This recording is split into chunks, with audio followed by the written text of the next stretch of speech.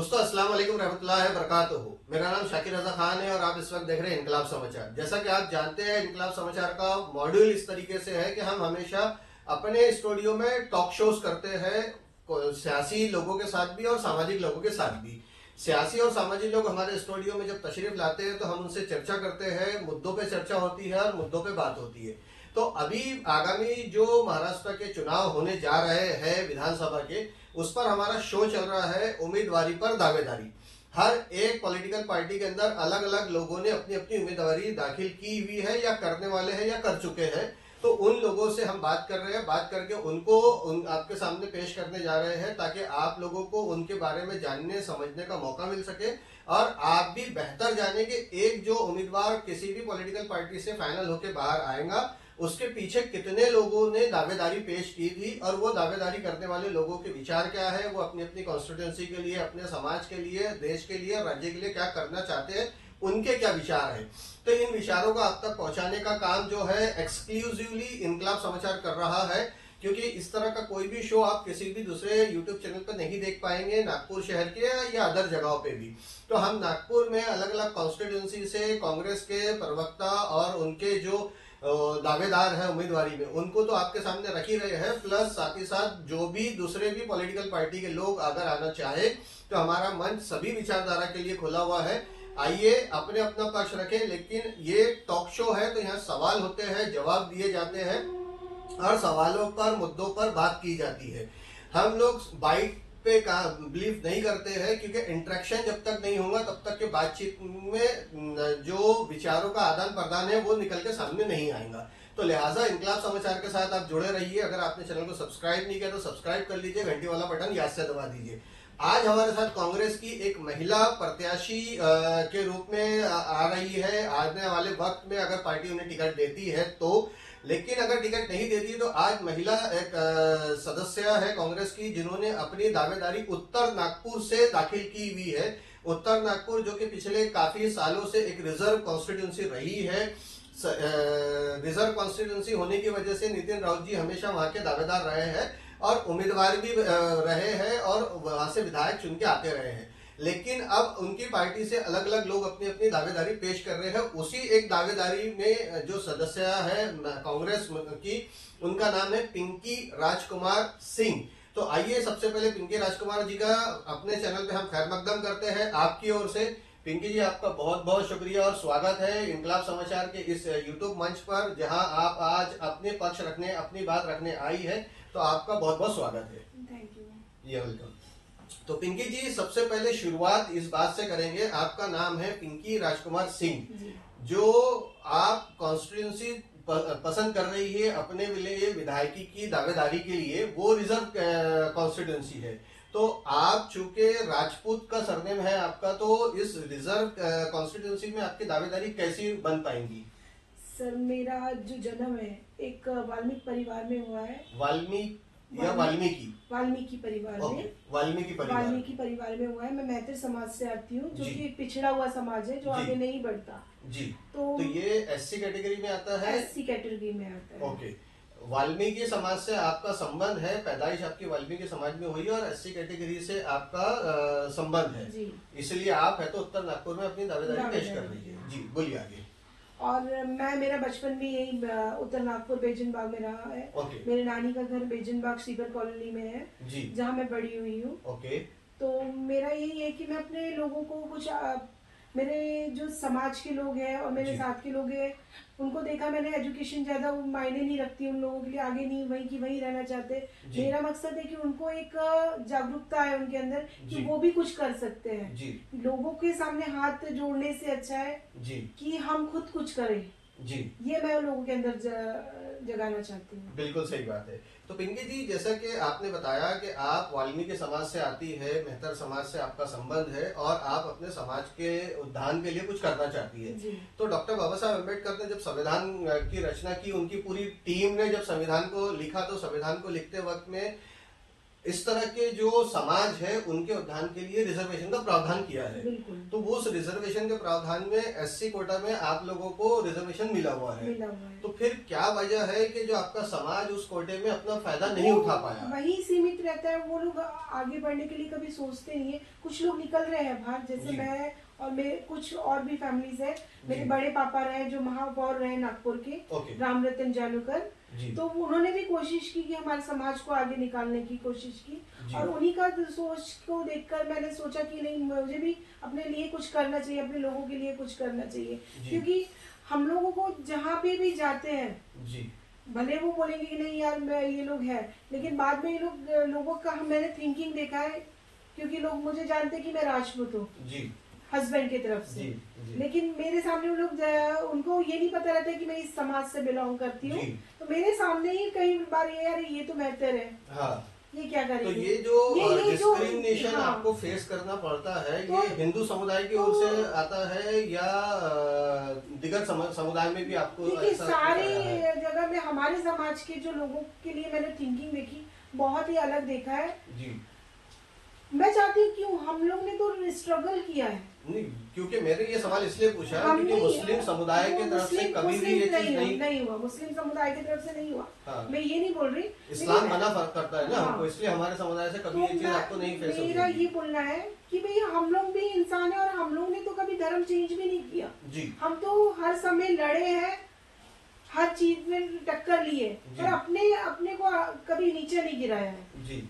तो हमारे समुदाय के साथ क्यों ये गलत किया? तो मैं अपने दर्शकों को ये बताते चलूं कि एससी कोटे के अंदर 69 जातियां आती है। जो एससी रिजर्व कैटेगरी है उसमें 69 जातियां आती है। थोड़ा सा आप लोगों को भी मालूमात होनी चाहिए, जिसमें से एक वाल्मीकि समाज भी है, है ना। अब वाल्मीकि समाज के पिछड़ेपन की दो वजह हमारे जो समझ में आती है कि एक तो ये कि डॉक्टर बाबा साहब अम्बेडकर ने कहा था कि पूजा छोड़ो और किताब पकड़ो। तो आपने देवी देवता नहीं छोड़ा और किताब नहीं पकड़ी, इस वजह से आप लोग पिछड़े रह गए, क्योंकि इसी में जो समाज ने किताब पकड़ी है। ये जरूरी है कि अंधविश्वास हमारे इसमें बहुत ज्यादा है और हम लोग जो पढ़ रहे हैं, हम लोग चाहते हैं कि लोगों के दिमाग से ये अंधविश्वास निकले और वो उनको ये लगे कि नहीं, सही मायने में कार्य करने से हम आगे निकल सकते हैं, ना कि देवी देवताओं के पास पूजा पाठ करने से। बुद्धिस्ट समाज भी आता है, तो बुद्धिस्ट समाज ने किताब पकड़ी है। तो किताब पकड़ी है तो आज सबसे ज्यादा वो अपलिफ्ट भी हुए हैं। बाकी 68 समाजों ने किताब क्यों नहीं पकड़ी है? ये देखिए सोच, जो जनरेशन हम लोग को थोड़ा कैसे मम्मा ने डेवलप करे, हम लोगों के बीच में रहे, ये हमारे समाज को कैसे एक ही जगह में रहने की आपने देखे होंगे कि सीपर लोगों की बस्ती में रहते हैं, तो वो उसी तरह से के माहौल में पलते हैं। तो उनकी सोच भी, बच्चे बड़े हो रहे भाई ये भगवान को ये अगरबत्ती लगाना है। मैं भगवान के खिलाफ नहीं बोल रही, मैं किसी धर्म के खिलाफ, आस्था के खिलाफ नहीं, लेकिन ये अगरबत्ती लगाना है, भगवान की प्रार्थना करें, सब सक्सेस हो जाएगा। तुम कार्य नहीं करोगे, तुम उसके बारे में सोचोगी, साइंटिफिक रीजन नहीं सोचोगे। कभी भगवान भी यही बोलता है कि कार्य करो, फल की चिंता छोड़ दो।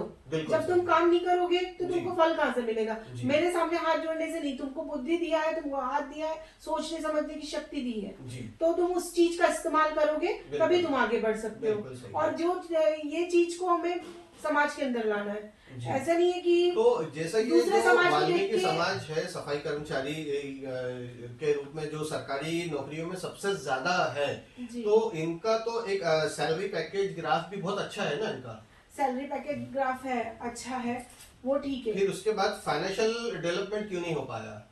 सोच रहती है लोगों की, सोच कैसी है कि नहीं हम लोग कपड़े पहनेंगे महंगे, कंपटीशन नहीं कर सकते, अच्छे से अच्छा रईस भी कभी टक्कर देने को तैयार रहते हैं, लेकिन सोच उनकी ग्लैमर पे पैसा खर्चा करेंगे, एजुकेशन पे नहीं करेंगे, एजुकेशन पे नहीं करते। ओके, तो इस उद्देश्य को पूरा करने के इरादे से आप क्या सियासत में आई या समाज सेविका रही है? मैं समाज सेविका रही हूँ। मैंने भी इस चीज को मैं लोगों को समझाने की कोशिश की, तो मेरे ऊपर भी लोगों ने ये बोला ये कुछ भी बोलती है, इसकी कौन वो करेगा, ये तो ये भगवान के विरुद्ध, ये तो नास्तिक है, इस तरह की बातें मेरे लिए भी बोली गई है।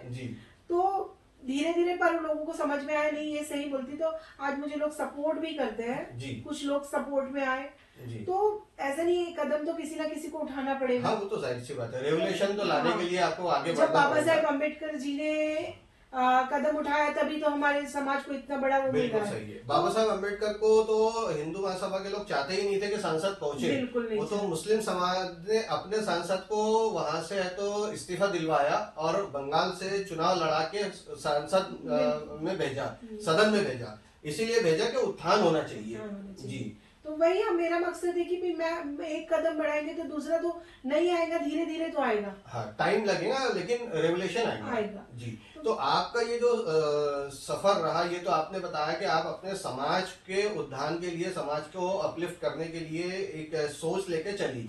तो ये आप सियासत में आई पहले या पहले आप सोशल एक्टिविटीज? मैं सोशल एक्टिविटीज में रही हूँ। 2002 से मैं लोगों के बीच में छोटे मोटे काम करती रही हूँ।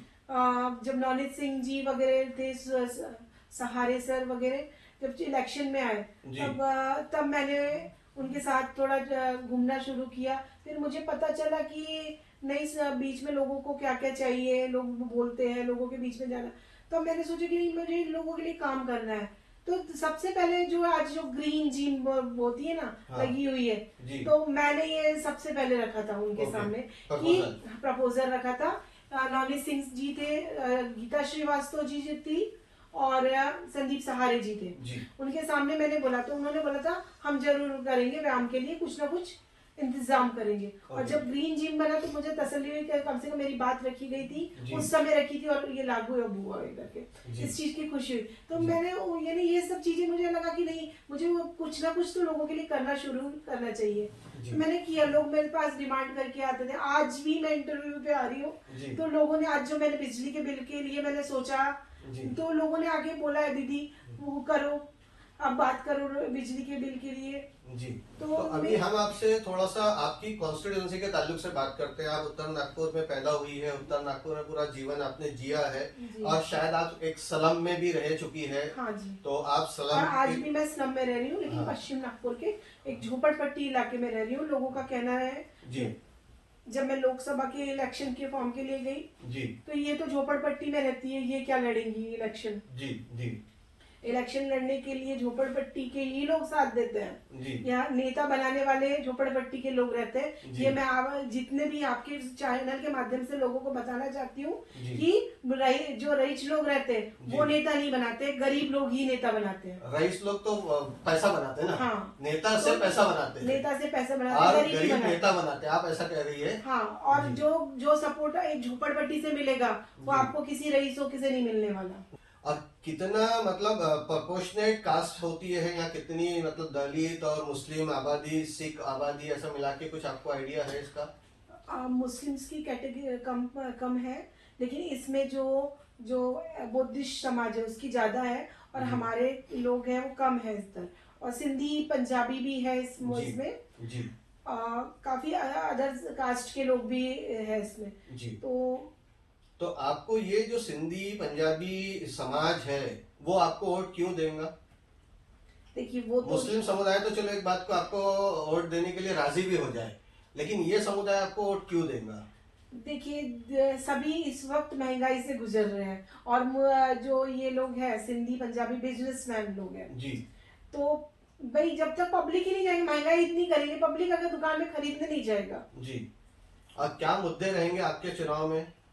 मुद्दा तो हमारा यही है कि शिक्षा को लेकर है, बढ़ती हुई महंगाई से लेकर औरत के ऊपर जो अत्याचार हो रहे हैं, इतने केस डाले जाते हैं। हमारे दलित के ऊपर 60 केस दर्ज है, दलित लोगों ने 60 केस दर्ज किए पर उसकी सुनवाई अभी तक नहीं हुई। 60 केस क्या के दर्ज किए दलित लोगों ने? उत्तर नागपुर के? नहीं, उत्तर नागपुर नहीं, पूरे इंडिया से। मैं किस चीज के?